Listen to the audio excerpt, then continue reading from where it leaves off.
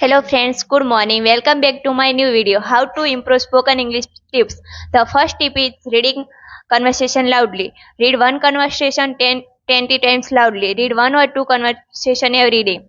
This will help your mind speaking in English easily. The second tip is practice speaking in real situation. Uh, every day you make a few phone calls in English. Read a ad in the newspaper, call somewhere just get to information. First write your sentence on the paper and remember them. This will help you stop feeling shy. Third tip is try to speaking English with your friends and family. uh, if you cannot speak a lot, just say a few sentences in English.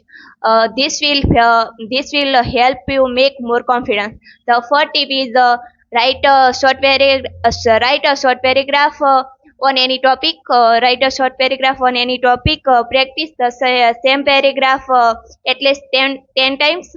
Uh, uh, read it uh, Read it loudly in front of mirror many times, or you can record a video.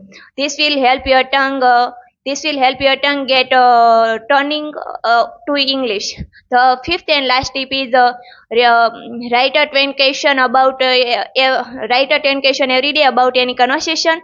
If you can make a question easily, you can talk to with other more confidence. Thank you.